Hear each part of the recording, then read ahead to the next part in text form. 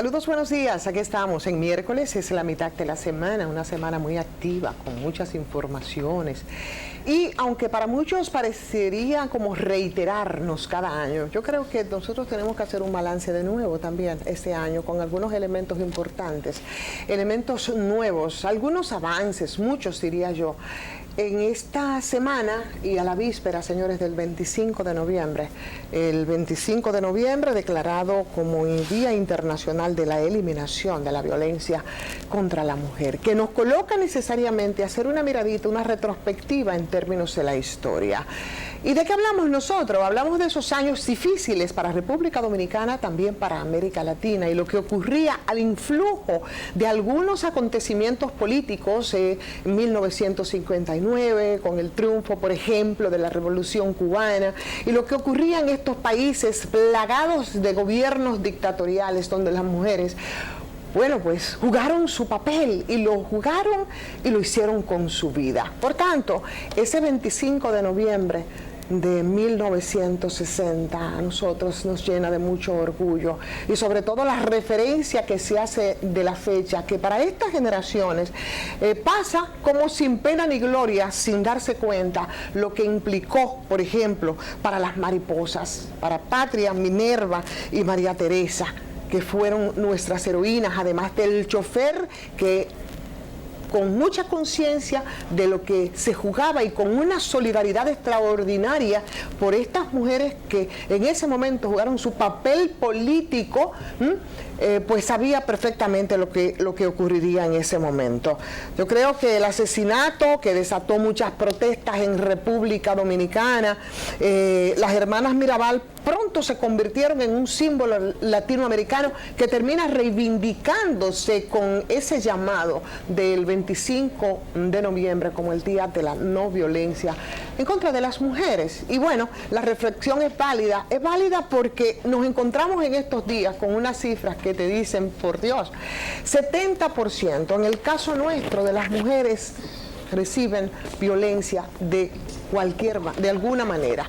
No solamente es la violencia física, que aquí y hemos tenido también unas cifras preponderantes respecto a los demás países de la región, sino violencia sexual, violencia psicológica, con muchos problemas que desde mis limitaciones en el entendimiento profundo del tema, tiene mucho que ver con precisamente la identificación de los elementos de violencia. Pero bueno, hoy me hice acompañar de una experta, militante, trabajadora de muchos años del tema de género, psicóloga, trabajadora de la conducta humana, Solange Alvarado, que además dirige el Centro de Atención precisamente a la mujer víctima de violencia. Solange, qué honor tenerte conmigo para que hagamos esta reflexión en voz alta, al aire, aquí, y busquemos un punto crítico que pueda ser una referencia importante esta vez en el tratamiento del tema. Bienvenida, Solange. Bueno, un gusto, gracias por la invitación. Y sí, este es un tema que cada año nos hace volver, pero como tú decías, tenemos que activar este tema a las nuevas generaciones, explicarles el sentido y nada, aquí estoy. Para lo que tú me necesitas. Así es. Yo creo que nosotros debemos hacer entonces un balance. A mí realmente me activó mucho las alarmas, aunque uno sabe porque padece y sufre lo que ocurre en estos países, pero en este nuestro, ver más dos entidades que hacían un levantamiento y dejaban el testimonio de que un 70% de nuestras mujeres reciben violencia. No solo violencia física, violencia psicológica, violencia sexual. Y yo no sé en qué punto tenemos que hacer alguna revisión o hasta dónde podemos ver el retraso en términos de la situación de violencia. ¿Cómo podemos hacerla? ¿Cómo valoramos esas cifras en este momento, Solange? Tú que trabajas directamente con mujeres víctimas de violencia. Mira, lamentablemente, por ejemplo, la violencia sexual está tan normalizada. Yo digo que es cada vez más claro que por el hecho de ser mujer, nuestros cuerpos son violentados y y definitivamente eso reflejan las investigaciones en nuestro país y a nivel universal. El tema aquí es que se necesita hacer muchas cosas que los países retrasan en hacer. Por ejemplo, nosotros tenemos una ley que, si ponemos como país lo que ha pasado desde el año 97 hasta ahora, tú ves el recorrido y tú dices, bueno, hemos trillado un camino. Lo que pasa es que, como pasa con la tecnología, se va actualizando tanto la violencia, las formas de violencia, se va reinventando tanto que cuando tú vienes a tener una ley, ya esa ley está retrasada para la realidad que vivimos. Porque yo digo que es como un monstruo, la violencia es un monstruo de 8 caras que se va reinventando. Ya hablamos del neomachismo, ya por ejemplo tú ves las chicas jóvenes que posiblemente no viven el tipo de violencia que tú y yo vivimos en nuestra generación, pero viven otros tipos de violencia, ¿eh? El tema económico en la gente joven es un tema muy fuerte, como las mujeres, por el hecho de estar muy preparadas, por la profesionalización, hay mucha explotación económica de las chicas jóvenes que estudian, hacen maestrías, se desarrollan, ¿entiende? Entonces, para mí la explicación que tiene es que los países no vamos al ritmo de la necesidad de los cambios en que la violencia se va reinventando. Entonces, las cifras, por supuesto que van a irse cronificando, pero además hay otro elemento, lo que comenzamos tú y yo a hablar. Hay un nivel de resistencia muy alto. El conservadurismo está reaccionando muy fuerte a esta temática, a la defensa de los derechos de las mujeres, el tema de las 3 causales, o sea, toda esta reivindicación de derecho saca toda la rabia, toda la impotencia, todas las armas con que se puede defender, y los cuerpos de las mujeres, la intimidad de las mujeres, la psicología de las mujeres, digamos que es el terreno perfecto para hacerlo. Hablábamos de un término muy puntual a partir de una literatura que ponía en mis manos mi hija, que también es psicóloga y trabaja el tema de la violencia, y la llamaba por su nombre, o sea, la masculinidad en crisis, con una serie de argumentos importantes. Podríamos relacionar entonces esa resistencia que viene con el arraigo puramente cultural, ¿no? En términos de mantener una especie de ofensiva o defensiva y que se expresa en agresividad, por un lado, Solange, y por otro lado, claro, venimos de una generación donde habían otras formas de violencia, pero y que se avanzó, o sea, en 1970, cuando realmente el movimiento feminista que propugnaba por una liberación más integral de la mujer, que tiene que ver con lo que es la mujer de hoy día, en el sentido de que es la mujer profesional, es la mujer vinculada a los medios de producción de la sociedad en la que se desarrolla. Sin embargo, tú no sientes entonces esa defensa tan militante como hacían esos grupos de mujeres entonces. Se va dando como de manera natural, ¿no? Pero en términos teóricos, en términos de ese concepto de defensa, yo siento, quizás estoy equivocada en lo que estoy planteando. Sí, no. Me gustaría que y a mí me pasa, Ivonne, qué bueno que tú lo planteas, porque a mí me pasa que como yo estoy desde el sector público, a veces yo veo cosas, porque el hecho de que tú trabajes en el sector público, el sol no lo tapamos con un dedo. O sea, nosotras, yo veo, y voy a hablar en término individual y bajo toda la responsabilidad, tenemos un sistema de respuesta muy frágil. Y yo percibo que esa lucha se ha callado frente a una respuesta que todavía, frente a lo que está ocurriendo, no es lo suficientemente fuerte. Entonces yo percibo que puede haber como negociación, puede haber acallamiento, porque lo que está pasando es muy real, ¿entiendes? Entonces a mí no me toca decirlo, pero yo creo que el movimiento feminista tiene que seguir su proceso de renovación, de lucha, de esfuerzo, de trabajo, porque lo que está pasando con las mujeres es necesario que sigamos. O sea, ya entramos a la estructura de defensa de los derechos de las mujeres. Ahora hay que seguir y como subir de nivel. Claro. Y para eso se necesita la fuerza del desarrollo de la conciencia de otra generación feminista. Claro. De las más jóvenes, que tienen otra visión, pero le tenemos que dar paso. Que han superado incluso algunos estigmas, muchos estigmas que se ponían sobre la mesa para descalificar una lucha que es muy válida, ¿no? Sí, pero por ejemplo, yo entiendo que por ejemplo la gente joven, por default ya, trae otro chip. Ya, por ejemplo, cuando yo contrato en el centro, ya gente joven, la última chica que yo voy a entrar al centro tiene 25 años. Tu hija que entró es una chica joven, otra, o sea, yo ya no contrato más gente de mi generación. Claro. ¿Por qué? Porque a esa gente ya yo no la tengo que capacitar en derechos de las mujeres, porque ya lo traen por default. Claro. La generación ya lo trae, pero yo siento, Ivonne, que tiene que haber una apertura a esa gente joven que tiene otra visión y le tenemos que dar paso, porque la lucha tiene que continuar. El sistema de respuesta de justicia del Ministerio Público, de las políticas públicas, por ejemplo, el Ministerio de la Mujer no se nos puede seguir distrayendo tanto en atención.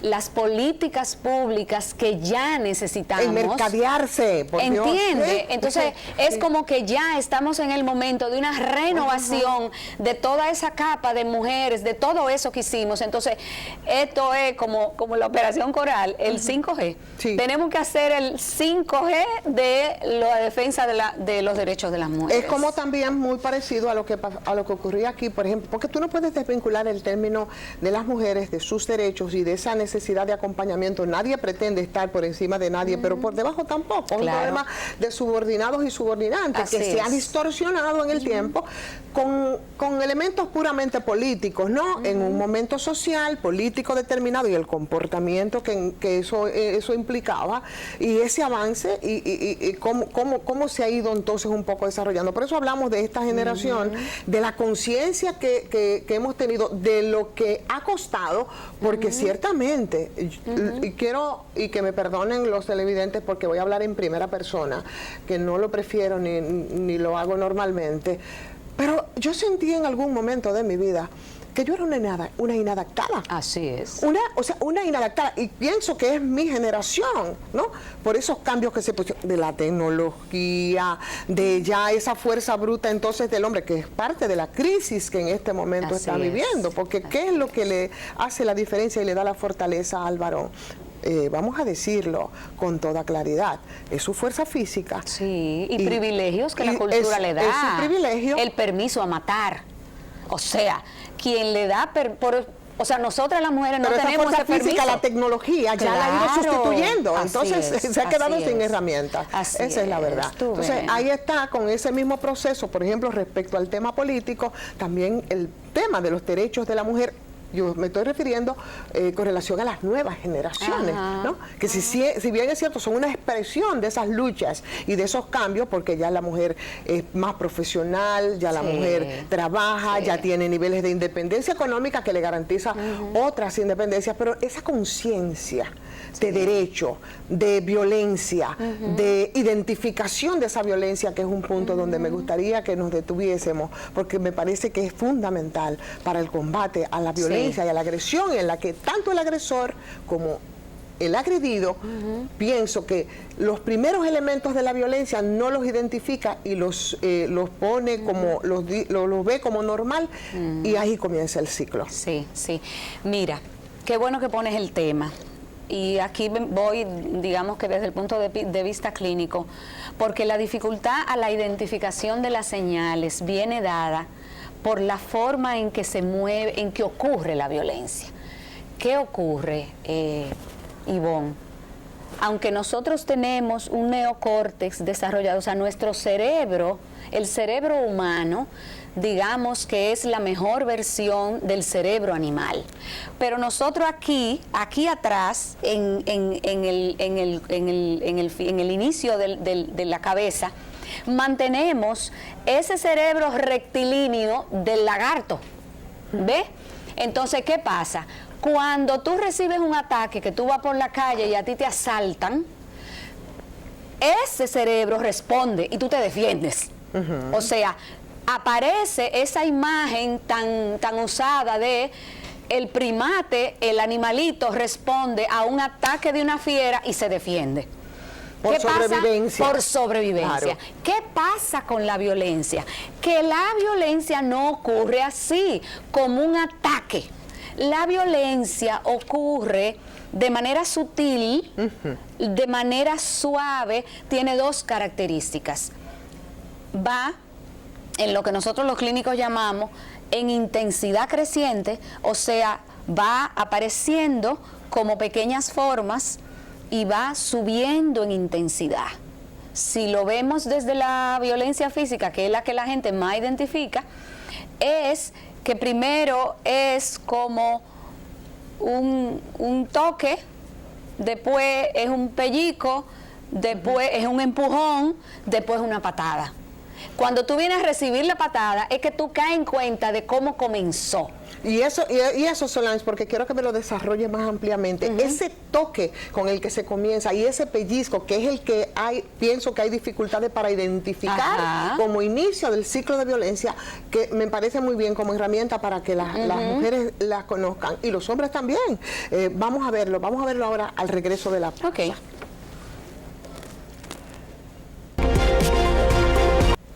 Bueno, regresamos, señores, y conversamos con Solange Alvarado, directora del Centro de Atención a la Víctima Permanente de Género. Nada más y nada menos. Violencia. ¿Cuánta violencia, Solange? Y el punto interesante, según yo, es precisamente la identificación de ese inicio del ciclo de la violencia. Me irrita mucho cuando escucho, sobre todo varones, hablar, y mujeres también. Pero es que si esta persona está siendo víctima de violencia, ¿por qué no deja esa relación? ¿Por qué no te... Señor, porque hay una cosa que se llama ciclo de la violencia que no necesariamente es tan fácil de zafar y que a veces, o en la mayoría de los casos, necesita acompañamiento del que no tiene conciencia ni las mismas mujeres para tratar de preservarse. Quise iniciar con cómo funciona el cerebro para que la gente entienda por qué las mujeres no reaccionan.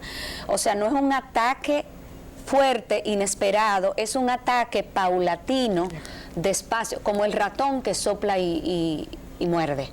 Es así que ocurre la violencia. Entonces, la primera característica es esa que dije, que va en intensidad creciente, de menor a mayor. La otra característica es lo que tú has nombrado, que es el ciclo de la violencia, que no es lineal, que no es que yo sé lo que esa persona va a hacer, no. Se van dando conductas, van ocurriendo cosas en esta manera que he explicado, suave, hay una queja, al otro día otro problema, el nivel de conflicto va aumentando.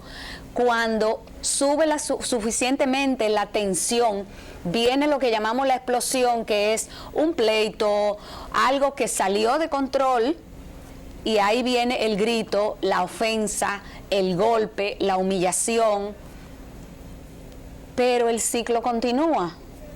O sea, comenzó aquí, subió a la explosión, pero continúa. Y viene lo que llamamos la etapa de la luna de miel, que es cuando ese mismo hombre que golpeó, que ofendió, es como si se convirtiera en otra persona. Pero las que mujeres comenzó lo dicen con así. Un pellizquito, y que es importante, comenzó con que una no cosita, lo que por eso es que no lo identifican, por eso que las mujeres no lo identifican. Entonces, en esa etapa, ese hombre se convierte en el mejor padre del mundo, en el mejor amante del mundo, en el más complaciente, colabora en la casa, ayuda, lo que ella estaba esperando que él hiciera, ya lo hace en ese tiempo, pero el ciclo sigue. Claro. ¿Entiendes? El ciclo sigue. ¿Qué pasa? La mujer cree que él ha cambiado. Que tiene ya el control de la situación. Qué bueno, mi familia se va a arreglar. Ya él cambió. Pero el ciclo sigue su agitado curso, como digo yo, y entonces viene un nuevo problema, una nueva tensión. Y ese ciclo se repite. Cuando se ha repetido mínimo 3 veces, es que la mujer comienza a decir, lo primero que las mujeres expresan es, yo creo que él está enfermo porque él tiene 2 personalidades. Él se convierte en otra persona, y es verdad que se convierte en otra persona, pero no es una patología, claro. Que eso me encanta decirlo, porque no podemos patologizar la violencia, no es un problema mental, es un problema de conducta, claro, que se cambia, la conducta se cambia. Entonces, cuando las mujeres han vivido ese ciclo mínimo 3 veces, que ha sido cada vez más fuerte, porque ¿qué pasa con la violencia? Que la cronicidad va aumentando. Esa explosión, la siguiente va a ser más intensa. Por eso el golpe es más fuerte. Y entonces la mujer se da cuenta de que aquí pasa algo, pero no sabe decir lo que es.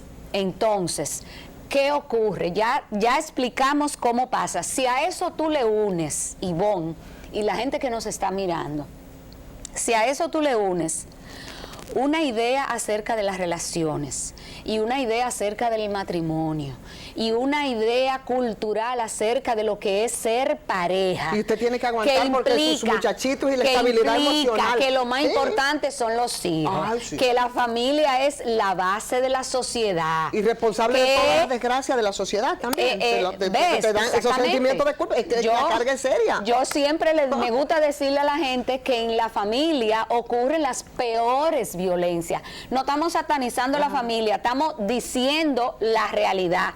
Tenemos luces y sombras, y así es la familia. Entonces, ¿qué ocurre? Si a eso tú le unes un sistema de creencias religioso que dice que el hombre es la cabeza, que la mujer es la ayuda idónea. Porque nosotros somos débiles porque nacimos de la costilla. Exacto. Y toda una serie de teorías. Que el matrimonio es sagrado y que no se puede romper. Esa mujer comienza a confrontarse con todo esto. Y ella lo que quiere es salvar su matrimonio. Por eso es que ella no se da cuenta. No es que las mujeres tenemos baja autoestima, no es que la tenemos, no es, pero no es por eso. La autoestima se daña por la violencia. Las mujeres culturalmente tenemos baja autoestima porque somos ciudadanas de segunda categoría. No es porque somos inseguras, porque somos frágiles.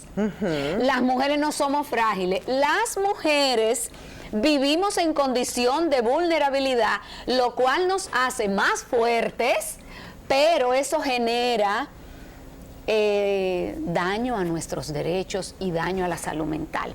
¿Entiende? Entonces, cuando lo podemos ver así, como un cuadro grande, pero además, cuando a eso tú le unes que tenemos un sistema de justicia frágil y que la mujer siente que va a poner una denuncia o va a buscar ayuda a un destacamento porque ella le dieron un golpe y no es bien atendida o le da vergüenza, porque también hay que decir... Y en ese destacamento tú te vas a encontrar un personal prejuiciado, que no conoce la temática. Absolutamente. Entonces la mujer no vuelve, la mujer se devuelve. Pero si a eso tú le agregas que su mamá le dice, mi hija, todos los hombres son así, tu papá también era así. Hay que aguantar. ¿Tú te crees que fue fácil? Hay que aguantar. A los hombres hay que tenerlo, aunque sea para que te pasen las ollas altas de los gabinetes. Así es. ¿Entiendes? O sea, es muy difícil. Entonces, por eso me gusta, antes de hablar de las señales, me gusta decirlo, porque ¿qué pasa? ¿Cuál es el objetivo número 1 de el procedimiento clínico de intervención con la violencia? El objetivo número 1 se llama nombrar la violencia. ¿Por qué? O porque nosotras sabemos que las mujeres no lo identifican. Entonces, ¿Cómo se identifica? Hay que desarrollar la capacidad de conexión contigo. Las mujeres vivimos desconectadas de nosotras mismas, porque a esta cultura le conviene eso. Entonces, ¿cuáles son esas primeras señales? Esa sensación de desasosiego, ese sentimiento de que aquí está pasando algo que yo no entiendo. Yo siempre le digo a las mujeres, como le digo a los niños desde los 3 años, si tú sientes que algo está pasando, es verdad.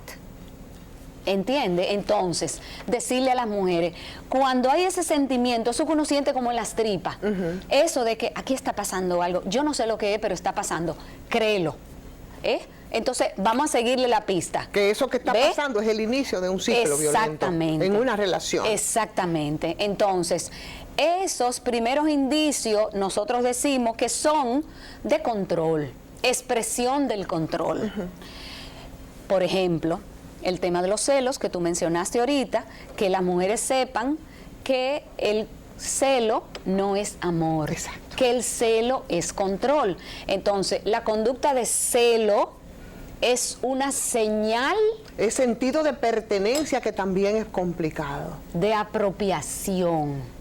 No de pertenencia, porque la pertenencia en la relación de pareja, el que yo sienta que pertenezco aquí es muy importante. Pero la apropiación, tú eres mía. Que se expresa, Solange, incluso cuando las mujeres con mucho orgullo, y los varones también dicen, mi marido, mi mujer.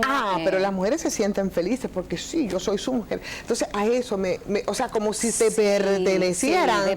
Y eso es bastante peligroso. Ese es el problema, Ivonne, tú lo acabas de decir, está tan normalizado en el lenguaje, está tan, él es mi dueño, yo soy su dueña, las canciones, o sea, el amor romántico está tan naturalizado, las películas de Disney están haciendo un gran esfuerzo por renovarse, pero tenemos siglos de recibir esa información, y ahora hemos pasado de ese amor romántico que se expresaba en las canciones a la objetividad del cuerpo de la mujer en la música urbana, entiende que tampoco es un mensaje positivo, o sea que pasamos de una cosa mala a otra cosa mala también. Entonces, las conductas de control que se expresa en eso, en el control de dónde tú vas, con quién tú vas, a qué hora tú vienes.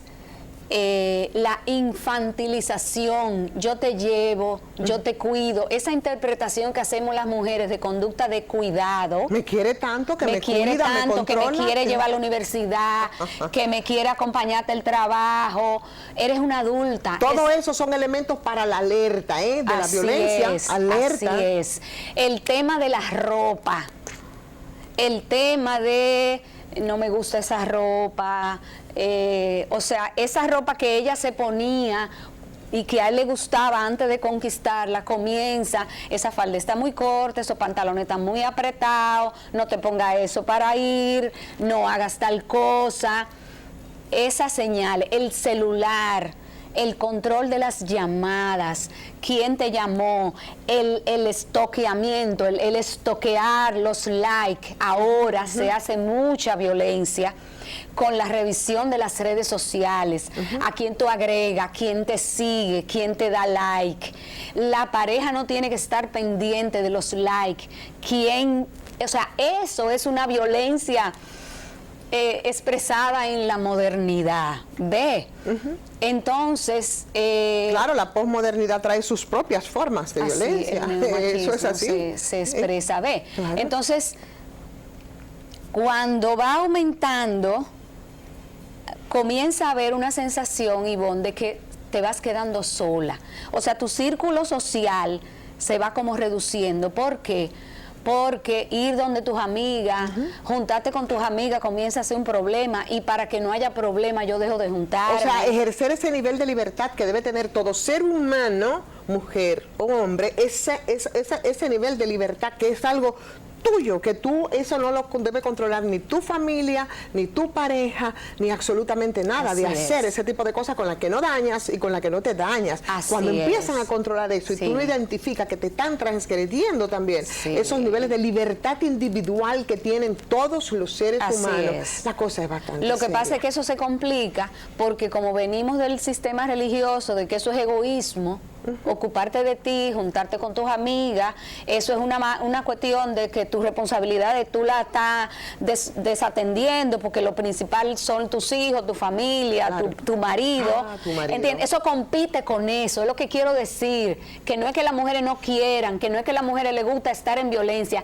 es que hay muchos elementos con los que hay que bregar porque las mujeres no quieren romper su matrimonio, no quieren terminar su pareja porque luego viene el estigma de la mujer soltera, de la mujer divorciada. Y la hostilidad del entorno que todavía se expresa respecto a esas mujeres solteras que además tienen que lidiar, Así señores, con una es. carga y una responsabilidad e incluso asumirla que los propios hombres dejan a la deriva. Así Y entonces la mujer ya no solamente es la proveedora, también es la formadora, pero también es la responsable de lo que ocurre como familia, De la todo, madre. de todo. Entonces se habla con mucha ligereza y con mucha alegría de las madres solteras, las mujeres jefas Ajá. de hogar. Vaya, usted sabe las implicaciones que tienen las jefas de hogar. ¿Viste, Solange? Vamos a plantear, encima de todo, quiero plantear esto antes de irnos a la pausa. Todo lo que estás diciendo, que a mí me parece importante y era lo que quería realmente tratar contigo porque trabajas con esto y yo creo que es importante esa identificación de ese ciclo de la violencia y que entiendan que no es porque, no, yo me zafo, pero ella es responsable porque sigue con ese tipo. No, ahí hay un ciclo que hay que entender, por un lado. Por otro lado, entonces, es esa lucha de esas mujeres para hacer precisamente y para ejercer esos niveles de independencia y de integralidad que implica asumir entonces todas esas responsabilidades como la de formar, como la de proveer, cuando entonces tú logras escapar ileso Así de es. todo eso. Y por otro lado, desde lo oficial, desde la política pública, desde los que hacen leyes, y en este momento tenemos una gran discusión con un código penal, que es de la edad media, Así de la es. que se está hablando, señores, que nosotros no tenemos ningún derecho en ninguna circunstancia de decidir sobre nuestro Nada. cuerpo. Vamos a ver eso cuando regresemos Muy a la bien. pausa. Bien, aquí estamos de regreso y conversamos con Solange Alvarado. Un privilegio conversar con Solange. Yo voy a convencerla para que por lo menos una vez al mes venga con nosotros. Bueno. Yo creo que es importante. Porque la experiencia y el trabajo de la cotidianidad de gente que Sí. suponemos, pero no sabemos en qué nivel, señores, se producen las violencias y cuán vulnerables pueden ser nuestras mujeres. No lo sabemos. No, la gente no lo suponemos. sabe. La gente no. Entonces yo creo que es importante que lo sepamos y sobre todo que desde la advertencia y de la educación, que es lo que le da sentido a estos medios de comunicación, personas como tú, Solange, bueno, pues puedan hacer su aporte. Por lo que decía cuando nos íbamos a la pausa, son muchas cosas, son muchos elementos y yo creo que una de las peores son esas políticas públicas, desde lo oficial que se hace, cuáles son los instrumentos, pero desde los poderes del Estado, ¿qué es lo que se hace? Estamos lidiando con una situación, por ejemplo, en este momento en nuestro Congreso, pero a eso se suma entonces esa lucha misma de las mujeres por avanzar y lidiar con esa crisis de masculinidad que ciertamente tienen nuestros hombres y que los pone a la defensiva y que se expresa en esos procesos de violencia. Es mucho, ¿no?, con lo que hay que lidiar. Es mucho, mira, yo creo que desde las políticas públicas estamos muy desmembrados, las instituciones que tienen que ser todas las instituciones del Estado. A ver, la manera en que yo lo digo es que desde que una mujer va y pone una denuncia, es responsabilidad del Estado, ella y su familia. Esa es la responsabilidad que tiene el Estado con la violencia. Entonces, cada una de las instituciones que accionamos, actuamos de manera desintegrada y eso no ayuda al tema. Entonces nuestras políticas, por ejemplo, y lo voy a decir en la experiencia del trabajo que hacemos, para mí es muy difícil lograr una coordinación para que si una mujer, todas las mujeres que llegan al centro han puesto denuncia. Si una mujer llega al centro, tenga la posibilidad automático de poder recibir el bono gas, de poder recibir comida de los comedores económicos. Una atención más integral. Una atención integral. Claro. Que desde, porque la gente no se imagina, el mundo a las mujeres se le voltea. ¿Por qué? Porque tú tienes que salir huyendo de tu casa para que él no te mate, pero esos niños están en la escuela. Porque ya lo denunciaste, entonces tienes que lidiar con el trauma y buscarle la atención en centros como ese, pero además sigue la amenaza latente, es más, multiplicada porque ya me denunciaste. Porque ya me denunciaste, ¿entiendes? Entonces, esa mujer tiene hijos e hijas. Y tiene que sobrevivir a pecho abierto. Van a la escuela, van al médico, hay mujeres que tienen niños en condición especial.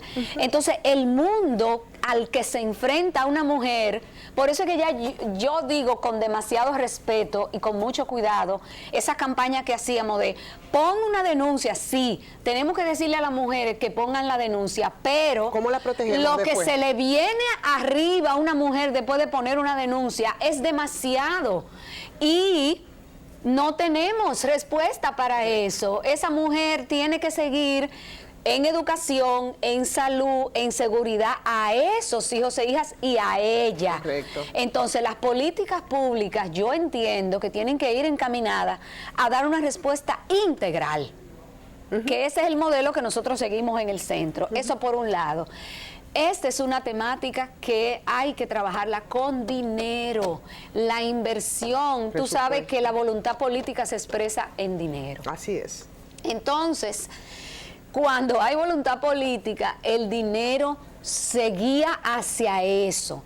Entonces, no podemos decir, por ejemplo, algo muy concreto que se ha discutido en este país, que las mujeres no pueden ir a llevarle la orden de alejamiento al hombre. Claro que no.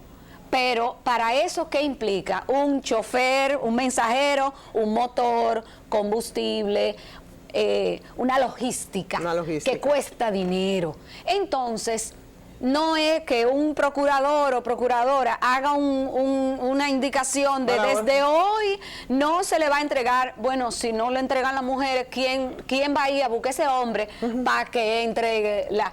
Porque, ¿entiendes? Claro. A las mujeres le dicen ubíquelo y no avisa. Por Dios. ¿Entiendes? Es insólito, además. ¿Entiendes? Entonces, lo que quiero decir es que si no hay una inversión en ministerio público, en sistema de justicia, en ministerio de la mujer, en todas las personas, si el ministerio de la mujer no construye políticas públicas reales que den respuesta a lo que se enfrenta una mujer, no vamos a avanzar en esta temática. Entonces es un tema de voluntad política, de dinero y de políticas públicas. Que incluso ni siquiera las mismas estadísticas de las mujeres violentadas y de esas víctimas colaterales de los feminicidios. Ni siquiera ese tipo de estadísticas que se convierten obviamente en agentes reproductores de violencia. Entonces hay que trabajar todo eso, Solange. Y la verdad es que yo creo que el desafío es bastante grande en este momento y son muchos los elementos. Pero nosotras, y hay gente en el sistema, Ivonne, y lo quiero decir, somos como el mosquito que entra al freezer, que comienza a hacer ejercicio para no congelarse. No nos vamos a congelar, igual que yo aquí en este estudio. O sea, no nos vamos a cansar. A mí me da una alegría, y voy a hablar ahora en términos personal, trabajar esta temática te cambia la vida, te da alegría. ¿Por qué? Porque acompañar a una mujer te hace ver la fuerza, te hace ver la posibilidad de cambio que hay cuando la mujer es acompañada. Sola las mujeres no pueden salir de la violencia. Entonces es un reto, pero hay gente buena en el sistema, y lo quiero decir, hay gente buena, comprometida, fajada, trabajando, y esa gente tiene que ser ayudada y bien tratada y cuidada para poder seguir haciendo este trabajo. Y usted de esas personas comprometidas, y yo quiero comprometerla y se los prometo que yo la voy a traer. Ella no le gusta mucho ir con no me gusta mucho, pero yo creo que es parte es una responsabilidad, es parte de la responsabilidad y del compromiso hacer estas reflexiones, que puedes estar segura que a más de una mujer le va a ayudar, y también de muchos hombres que simplemente no entienden el fenómeno. Solange, muchísimas gracias por acompañarnos hoy. Muchísimas gracias a ustedes. Decirle que esto va a subir a la plataforma de YouTube, así que más adelante lo pueden ver con un poquito más de tranquilidad. Y sí, Solange va a volver. Gracias, hasta mañana.